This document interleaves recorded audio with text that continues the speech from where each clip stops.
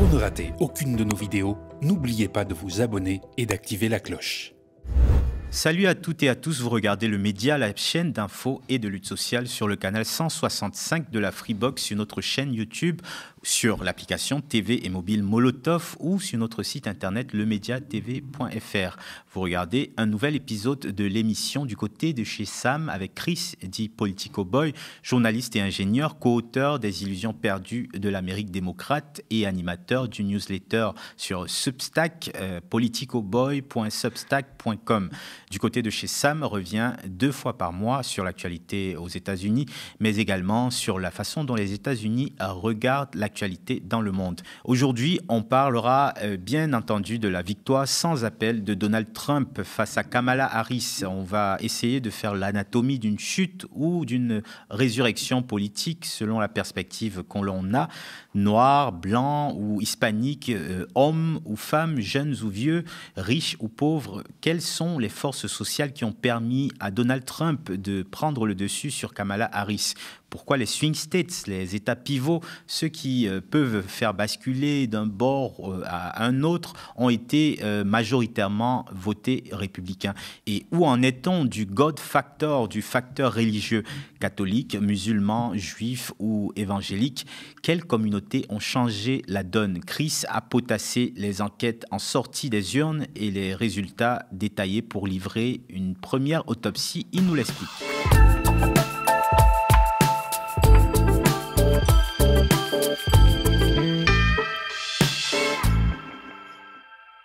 Salut Chris.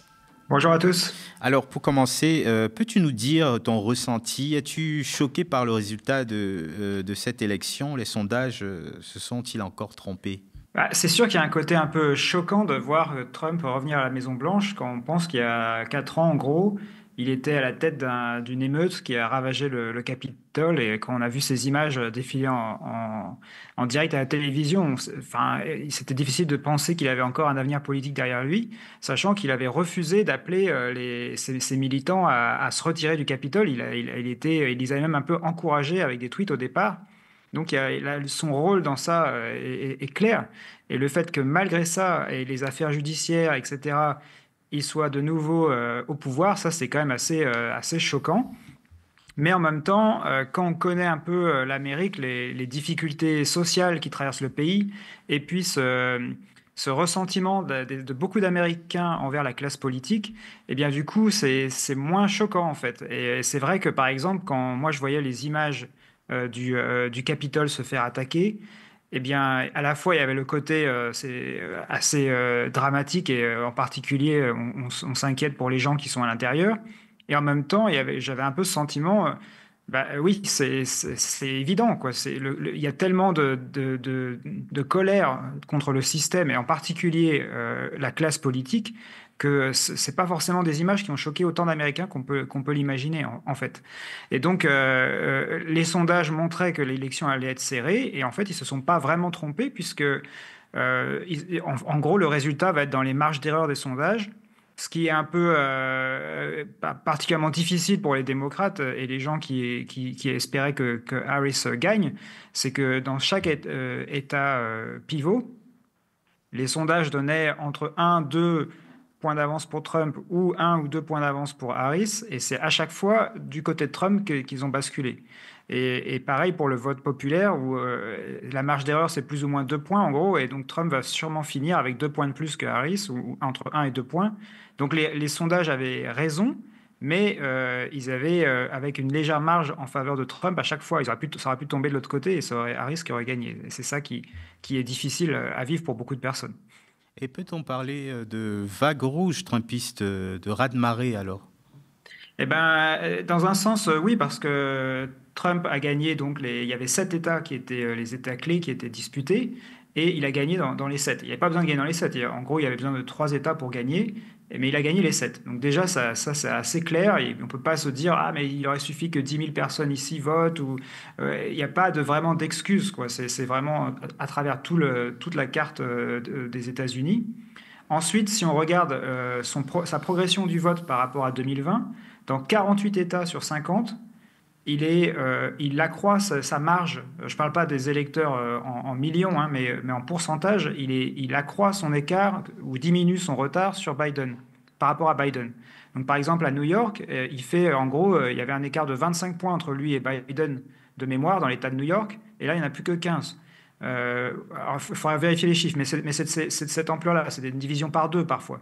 Donc il y a vraiment cette impression que l'écart s'est resserré là où les démocrates sont quand même arrivés en tête et qui s'est aggravé dans les États qui étaient déjà acquis à Trump. Et si on regarde à l'échelle des comtés, et le New York Times a fait une super carte pour ça, on voit qu'en gros 90% ou 95% des comtés des États-Unis ont augmenté leur vote. Les gens ont voté davantage pour Trump qu'en 2020. Donc ça fait vraiment l'impression d'une vague rouge. En même temps, en termes de vote populaire, bon, alors Trump gagne, c'est ce qui est assez exceptionnel parce que la dernière fois qu'un candidat républicain avait gagné le vote populaire, donc à l'échelle du pays, c'était George Bush en 2004. Il y avait le contexte du 11 septembre, de la guerre en Irak, enfin, tout ce côté un peu, on se rallie derrière le drapeau. Donc il y avait des circonstances un peu particulières. Et la fois d'avant, c'était en 88, quand c'était son père, George Bush, donc George Bush senior, qui avait remporté l'élection. Mais à part ces deux élections, les démocrates, qu'ils gagnent ou qu'ils perdent, ils ont toujours été en tête dans le vote populaire. Donc là, c'est vraiment une claque. Et alors après, bien sûr, on peut dire vague rouge. Bon, il y a quand même le fait que cette victoire du vote populaire, c'est que ça va être en gros entre 1 et 2% de plus, donc c'est quand même assez sur le fil, on va dire. Et de manière générale, même si Trump gagne tous les États, les swing states, à chaque fois, il les gagne entre 1 et 2, peut-être 3% d'écart. Donc si on fait le total des voix qui ont décidé l'élection, c'est plus que ce qu'il y avait pour Biden en 2020, mais c'est quand même des chiffres assez faibles. Et l'écart à l'échelle du pays est assez faible, en fait, en termes de démocrates contre républicains. Dans ce cas, tu dirais que les États-Unis basculent à droite? Ça donne l'impression un peu d'un basculement, mais en fait, si on regarde différents indicateurs, on voit que c'est pas nécessairement le cas. Parce que ça, on peut se dire, Trump a fait une campagne vraiment sur le thème de l'immigration et de la sécurité. Et aussi, ils ont beaucoup agité les paniques morales, la critique du wokisme, le droit des trans, etc. He murdered a father of 3, sentenced to life in prison. Kamala Harris pushed to use tax dollars to pay for his sex change. I made sure that they changed the policy so that every transgender inmate would have access. It sounds insane because it is insane. Kamala was the first to help pay for a prisoner's sex change. The power that I had, I used it in a way that was about pushing for the movement, frankly, and the agenda. Kamala's agenda is they, them, not you. I'm Donald J. Trump, and I approve this message. Donc ça donne l'impression, et l'avortement, bien sûr, qui était censé aider Harris et les démocrates, qui n'a pas été décisif. Donc tout ça, ça donne l'impression que le pays bascule vers la droite. Mais en même temps, il y a eu beaucoup d'élus locaux démocrates qui ont gagné là où Harris a perdu. Et puis, il y a eu des référendums, c'est toujours le cas, hein, à l'échelle des États. Donc, il y a certains États qui votaient, par exemple, pour ou contre la protection du droit à l'avortement. D'autres, le Missouri, qui a voté en faveur d'une augmentation de 20 à 25% du salaire minimum et la création d'arrêt maladie, l'obligation pour les employeurs de payer des jours d'arrêt maladie à leurs employés. Donc, tout ça, c'est des mesures qui étaient portées par les démocrates et parfois par Harris. Et elle a perdu dans ces États, mais les mesures ont gagné. Donc il y a un peu une déconnexion entre le vote global des États-Unis en faveur de Trump et si on prend point par point, proposition politique ou mesure par mesure, il y a beaucoup plus, c'est beaucoup plus nuancé.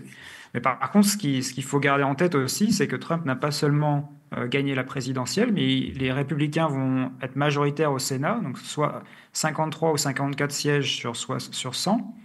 Et il est probable, même si ça on le saura probablement que dans une semaine ou deux, qu'ils vont potentiellement conserver leur majorité dans la Chambre des représentants, ce qui ferait qu'il aurait un congrès qui soit une majorité au congrès indisputée, potentiellement. Donc, dans les faits, c'est quand même une victoire assez significative, même si, effectivement, le basculement à droite du pays n'est pas nécessairement acquis. Alors, passons à une analyse plus détaillée de l'élection. Bernie Sanders a publié une lettre au vitriol à l'intention des démocrates où il écrit, dès la première phrase, « un parti démocrate qui a abandonné les travailleurs ne doit pas s'étonner que les travailleurs abandonnent à leur tour le Parti démocrate. Ce fut d'abord les classes laborieuses blanches et désormais les travailleurs afro-américains et hispaniques.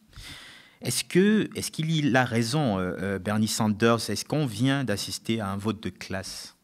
Oui, c'est clair qu'il y a un vote de classe. Alors, il faut être un peu prudent quand on conduit les analyses à ce stade, parce qu'il faut savoir deux choses quand même, garder en tête. La première, c'est que tous les bulletins n'ont pas été dépouillés, même si dans la plupart des États, ils sont à 98-99% de dépouillement et donc que le résultat est connu. Mais par exemple, là, on voit que Trump a en gros 5 millions de voix d'avance au vote populaire par rapport à Harris, mais la Californie, ils ont encore un tiers des dépouillements à faire. Donc ça va se resserrer. Donc, et les comparaisons avec 2020 en termes de mobilisation, est-ce que les électeurs se sont abstenus ou pas, tout ça, c'est trop tôt pour le dire. Alors, ce qu'on peut dire, c'est un peu quels ont été les groupes d'électeurs, comment ils se sont comportés. Et là, il y a pour l'instant, on se base sur deux enquêtes, une de la Associated Press, donc c'est un peu l'équivalent de l'AFP en France, et une autre par un consortium de médias, dont CNN, Fox News et d'autres chaînes de télé comme ça.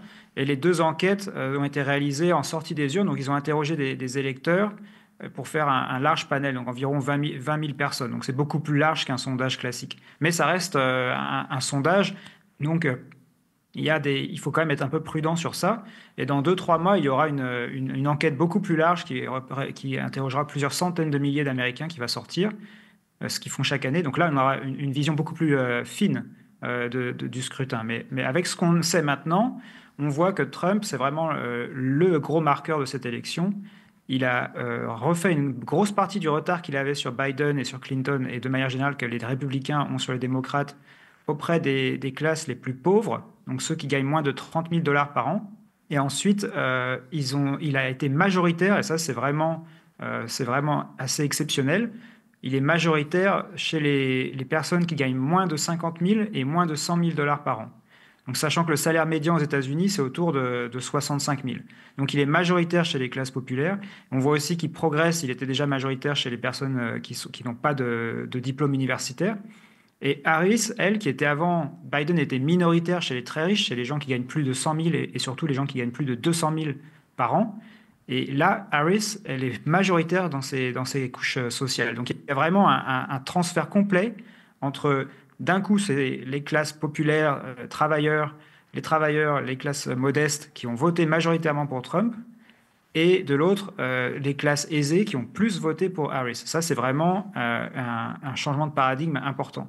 Et après, quand on regarde ce que les gens répondent en termes de pourquoi vous avez voté, quelles étaient vos préoccupations, l'économie arrive en tête à côté de la protection de la démocratie. Ceux qui pensaient que la plus importante c'était la démocratie avaient peur en gros de Trump, ont voté démocrate, et ceux qui étaient mécontents de l'économie ont voté dans environ 70% pour Trump.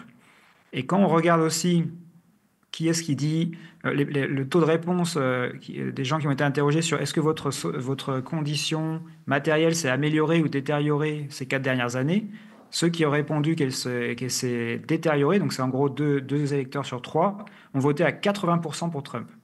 Et ceux qui disent que l'inflation a négativement impacté leur niveau de vie ou a eu un impact négatif sur leur vie en général, donc en gros également environ 2 tiers d'électorat, encore une fois, environ 80% de ces électeurs ont voté pour Trump. Donc il y a vraiment la question économique au centre et ce basculement.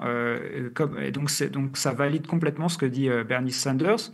Après, on peut discuter sur le fait l'abandon du Parti démocrate vis-à-vis de ces classes populaires et des travailleurs. Quand est-ce qu'il a commencé? À quel point Biden a tenté de corriger le tir et quelle a été la campagne de Harris par rapport à ça? C'est des choses qui vont faire beaucoup débat dans les jours qui viennent, c'est sûr. Alors, qu'en est-il de la question du gender gap qui devait sauver Kamala Harris? Oui, parce qu'on a beaucoup entendu, en gros, que les femmes allaient sauver la démocratie américaine et qu'il y allait avoir un écart historique entre le vote des femmes plus pour Harris et le vote des hommes plus pour Trump. Et en fait, ce que les premières enquêtes suggèrent, c'est que ce n'est pas le cas. Harris, elle a fait 8 points de plus que Trump auprès des femmes. Donc les femmes ont majoritairement voté pour Harris, mais elles avaient voté avec 15 points de plus pour Biden en 2020. Donc en fait, Harris a perdu du terrain auprès des femmes si on compare avec Biden. Et c'est d'autant plus vrai chez les femmes blanches. En fait, les seuls groupes qui a voté féminin qui a voté plus pour Harris que l'année dernière, c'est les femmes afro-américaines. Autrement, c'est Trump progresse sur tous les autres segments. Et si on parlait de l'ethnicité et de l'âge, on en parle beaucoup là dans ce vote du vote hispanique en particulier, ou du vote des jeunes. Qu'est-ce que tu peux nous en dire? Oui, ce qui ressort, c'est que Trump a été majoritaire chez les hispaniques, les hommes hispaniques, et qu'il a fait une grosse partie de son retard, de manière générale, chez les hispaniques. Alors, les chiffres, c'est, si je ne me trompe pas, Biden avait fait 24 points de plus que Trump chez les hommes hispaniques, et là, ce coup-ci, c'est Trump qui fait 12 points de mieux que Harris. Maintenant, Harris est toujours majoritaire chez les hispaniques, mais c'est 52% contre 46%, alors que c'était plutôt un écart de 20 points quand c'était l'élection précédente avec Biden.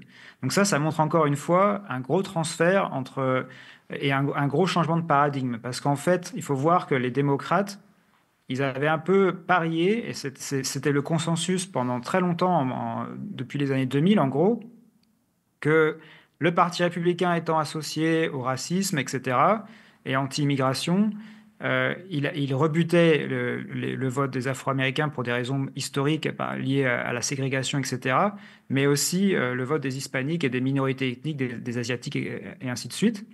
Et donc, comme c'était des démographies qui étaient en train d'augmenter, les démocrates allaient gagner toutes les élections. Ils étaient dans une position où ils n'avaient pas besoin de faire grand-chose pour remporter les élections, puisque la démographie allait les avantager. Sauf que le problème pour eux, c'est que les hispaniques votent de moins en moins démocrates, les Afro-Américains un peu moins démocrates chaque année aussi. Et donc cette coalition qui avait porté Obama au pouvoir dans des proportions plus larges que ce qu'on a vu aujourd'hui avec Trump, elle s'est complètement fracturée. Et maintenant, les démocrates se retrouvent un peu sans coalition électorale claire. Et on voit ça aussi chez les jeunes, qui ont toujours voté principalement à gauche et donc assez nettement démocrates. Biden avait gagné le vote des jeunes de 18 à 29 ans. Il avait fait 24 points de plus que Trump.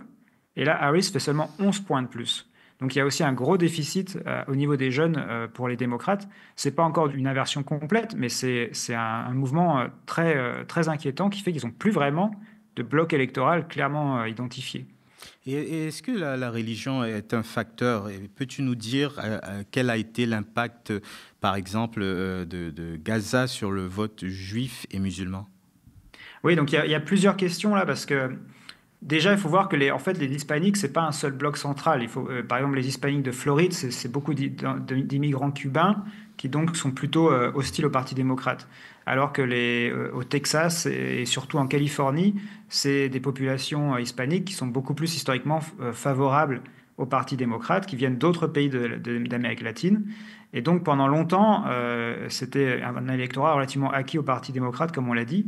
Là, le basculement qui s'opère, on le voit dans des régions du Texas, par exemple, ça semble assez bien corrélé avec le fait que ce sont des populations qui sont assez conservatrices sur les valeurs sociétales, qui sont catholiques en général, et qui du coup votent se retrouvent plus dans les valeurs conservatrices portées par le Parti républicain, ce qui expliquerait une partie du transfert qu'on observe. Après, il faudra faire des analyses plus fines, mais c'est vrai que Trump est majoritaire chez les protestants à 63%, chez les catholiques à 58%, et alors que Harris, elle est très majoritaire chez les gens qui ne s'identifient pas selon une religion à 71%, et les autres religions que ces deux-là aussi à plus de 60%. Donc ça, c'est pour l'explication du vote hispanique par la religion, et de manière générale, c'est vrai que tout ce qui est protestant et catholique a favorisé une fois de plus Trump. Maintenant, sur la question de Gaza, c'est intéressant de regarder ça aussi, parce que en fait, il s'est passé deux choses. Donc l'électorat juif a plébiscité Kamala Harris. Il me semble que c'est 78% des Américains de confession juive ou qui se retrouvent dans l'identité juive qui ont voté pour Harris. Et ça, c'est encore plus que les démocrates étaient déjà au-dessus des républicains auprès de cet électorat, mais là, c'est encore plus flagrant. Et ce, malgré le fait que Trump a passé son temps à accuser Harris d'être une antisémite et au Parti démocrate d'être antisémite et de ne pas assez aider Israël. Donc ça, c'est une première chose.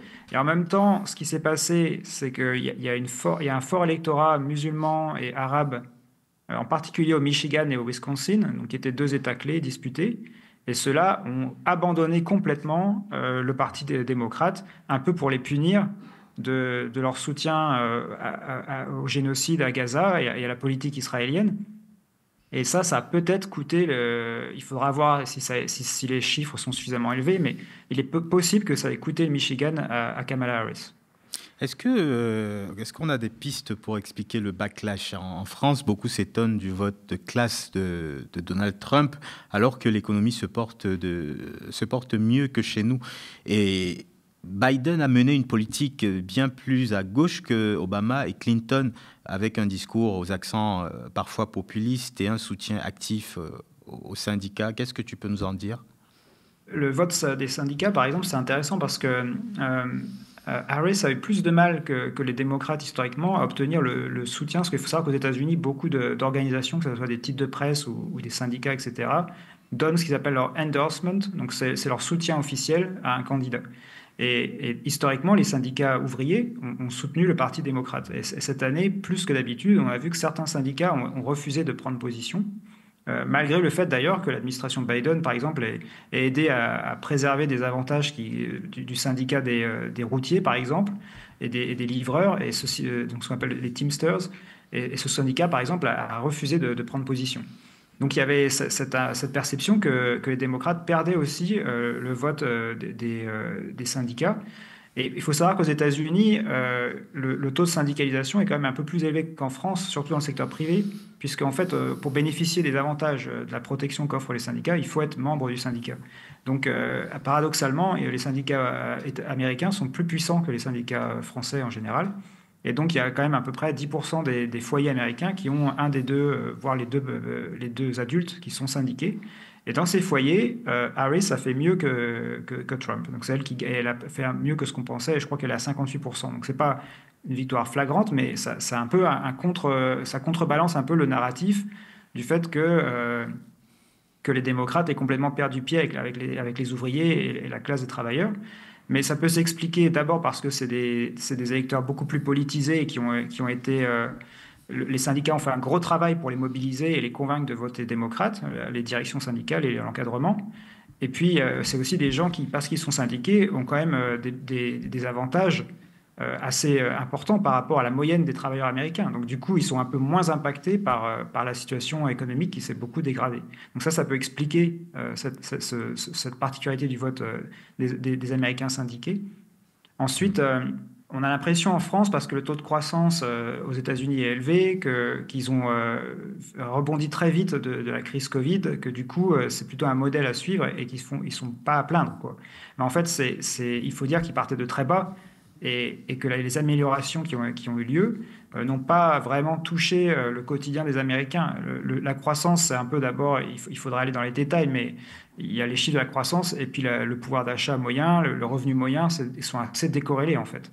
Et il faut voir qu'aux États-Unis, pour les gens qui ne gagnent pas des très gros salaires, les conditions de vie sont souvent très difficiles. On est à portée de l'assurance maladie. Si on tombe malade, on peut très vite avoir des frais très élevés. Les horaires, on n'a pas beaucoup de vacances, les horaires sont difficiles, le pouvoir d'achat est faible. Et puis, il y a eu différents problèmes. Il y a eu l'inflation, bien sûr. Mais la Fed, donc la Banque fédérale américaine, a répondu à ça en augmentant les taux d'emprunt. Et du coup, beaucoup de gens qui pensaient pouvoir acheter un logement n'ont pas pu le faire. Beaucoup de gens qui voulaient acheter une voiture n'ont pas pu le faire. Et les loyers, du coup, ont explosé. Donc, il y a une vraie crise du logement avec une inflation énorme sur les loyers. Et tout ça, ça vient heurter de plein fouet les gens qui se sont détournés du Parti démocrate, c'est-à-dire les étudiants, les jeunes, les classes moyennes et populaires. Et donc ça, quand on commence à regarder dans les détails et qu'on connaît un peu comment le quotidien des Américains, c'est pas étonnant que le parti au pouvoir se prenne un retour de bâton comme ça. Et Trump, en fait, incarne un peu une alternative au modèle existant, alors que Harris, c'était clair que ça allait être des améliorations à la marge, mais on n'allait pas remettre en cause le modèle. Et Trump, lui, les gens comprennent bien que c'est un peu un cas à part et qui va remettre en cause beaucoup de choses, même si dans les faits, ça ne va pas être pour leur intérêt à eux. au moins c'est une offre alternative au statu quo. We all know costs are too high, but while corporations are gouging families, Trump is focused on giving them tax cuts. But Kamala Harris is focused on you. Building up the middle class will be a defining goal of my presidency. She'll make groceries more affordable by cracking down on price gouging. And she'll cut housing costs by taking on corporate speculators. Middle-class families build America. We need a leader who has their back. I'm Kamala Harris, and I approve this message. Kamala Harris, revenons sur son cas, est-ce qu'elle a fait une mauvaise campagne? Pouvait-elle seulement répondre aux attentes des Américains ou bien le contexte était finalement trop négatif? Ouais, ce qu'on entend beaucoup, des gens qui disent Kamala Harris a fait une super campagne, elle n'a pas fait de faux pas, elle parle bien. C'est vrai qu'elle a fait un bon débat contre Trump, qu'elle a objectivement gagné le débat, et puis qu'elle était assez disciplinée dans son message, qu'elle n'a pas fait d'écart, et puis qu'elle avait une tâche difficile parce qu'il y avait le contexte qu'on vient de rappeler, puis le fait qu'elle a en gros été mise devant le fait accompli qu'elle était la candidate, même s'il aurait pu décliner bien sûr, mais elle avait que 3 mois de campagne en gros. On entend ça beaucoup pour lui dire, et puis forcément c'est une femme de couleur, donc elle a certainement subi le racisme et le sexisme, ça c'est des choses qui sont indéniables. Maintenant, il y a des façons très faciles de vérifier est-ce qu'elle a fait une bonne campagne ou pas. D'abord, on voit que tous les sénateurs démocrates qui étaient en campagne aussi pour leur réélection, et de manière générale, ont fait beaucoup mieux qu'elle, globalement. Il n'y a que 1 ou 2 cas où un élu démocrate qui jouait son mandat de sénateur, par exemple, a fait moins bien. Ensuite, il y a les référendums dont on a parlé. La Chambre des représentants, donc parce que les sénateurs, chaque État vote pour un sénateur, enfin à 2 sénateurs, mais tout l'État vote pour un sénateur. Donc c'est un vote assez global. Alors que la Chambre des représentants, c'est des circonscriptions un peu comme en France avec les députés. Donc il y a des considérations plus locales. Mais à l'échelle du pays, le résultat, ça va être soit que les démocrates vont gagner la Chambre, donc la reprendre aux républicains de 1 siège ou 2, ou qu'ils vont en gros se retrouver dans la configuration plus ou moins qui était celle avant les élections. Donc il n'y a pas de recul des démocrates à la Chambre des représentants, alors que Harris, elle, a reculé beaucoup par rapport à Biden. Donc tout ça, ça montre en fait qu'elle n'a pas fait une bonne campagne, ou du moins qu'elle a été associée clairement au fait qu'elle était le gouvernement sortant, beaucoup plus que les élus, que les parlementaires en fait. Et ensuite, on peut voir aussi que là où elle a fait campagne, donc dans les swing states, elle fait bien mieux qu'au niveau national. Et ce que je veux dire par là, c'est que dans l'État de New York ou du Texas, son score est beaucoup moins élevé que ce qu'avait fait Biden. Mais dans ces États, elle n'a pas fait campagne. Donc les gens qui ont voté, ils ont voté seulement avec ce qui transparaissait de sa campagne au niveau national. Alors que dans les swing states, il y a eu les militants qui sont allés toquer aux portes, et puis il y a eu tout cet argent, on parle de $1 milliard de budget pour payer des prospectus qui sont envoyés dans les boîtes aux lettres et des spots télé, des spots de publicité qui sont soit diffusés par Internet ou directement à la télévision quand vous regardez la télévision.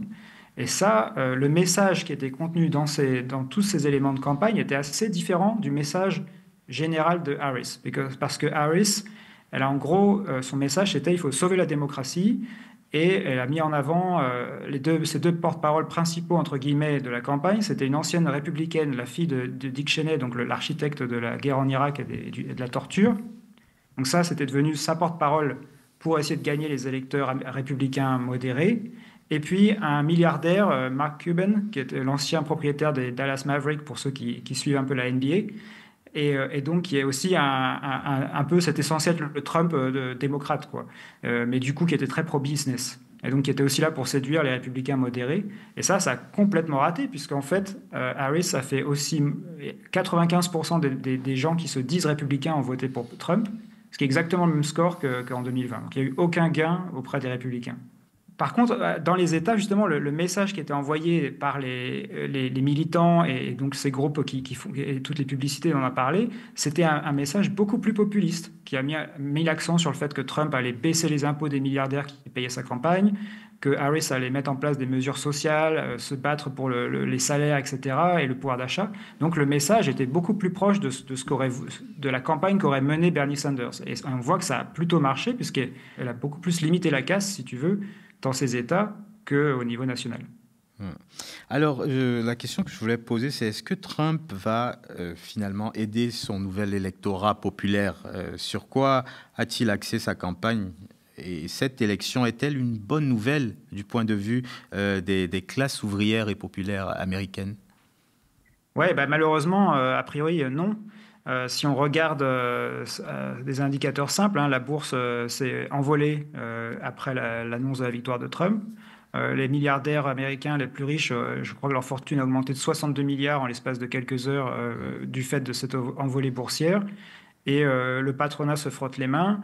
On a eu un défilé plutôt de grands patrons de la Silicon Valley, entre autres, qui sont venus féliciter Trump, donc qui se réjouissent en fait, même si c'est aussi pour rester dans ces petits papiers, mais il y a quand même globalement, le patronat est assez content du résultat, donc ce qui n'est pas forcément un bon indicateur, un bon indice pour les classes ouvrières. Et puis, en termes de sur quoi il a fait campagne, lui, il a vraiment mis au cœur de sa campagne, le message, c'était « on va déporter massivement 20 millions d'immigrés ». Et donc ça, plus je vais me venger de tous mes adversaires politiques. Et les démocrates, ils sont en train de rendre le pays inhabitable parce qu'il y a trop de criminalité, etc. Alors que la criminalité est en baisse, cela dit en passant. Donc du coup, la campagne de Trump, c'est pas du tout axé sur l'économie. Et ses principales mesures économiques qu'il a portées, c'est des droits de douane très élevés à la frontière vis-à-vis des produits chinois en particulier. Si ça s'est mis en place, ça risque quand même de provoquer de l'inflation. C'est en tout cas ce que les milieux économiques estiment. Et ensuite, il y avait la proposition de baisser drastiquement les impôts des milliardaires et des entreprises. Donc ça va pas bénéficier malheureusement aux gens qui ont voté pour Trump. Mais ces gens-là l'ont pas forcément fait en pensant que ça allait améliorer leurs conditions. Ça peut être simplement un vote de rejet aussi de l'administration sortante. Donc il faut voir ça aussi. Eh bien, merci Chris pour ce décryptage donc, du résultat de l'élection présidentielle aux États-Unis. Et merci à vous d'avoir regardé cette émission. Le média, votre média, ne vit que des dons et des abonnements de soutien de celles et ceux qui le regardent et qui l'aiment. Partagez nos vidéos, abonnez-vous à notre compte, à nos comptes X, ex-Twitter, Instagram, TikTok et Facebook, et à nos 2 chaînes YouTube, le média et dorénavant le média 24/7. Si vous voulez nous soutenir via un abonnement de soutien ou un don défiscalisé, c'est sur le site internet lemediatv.fr/soutien que ça se passe. Donc pour aller faire un don, restez connectés aux médias.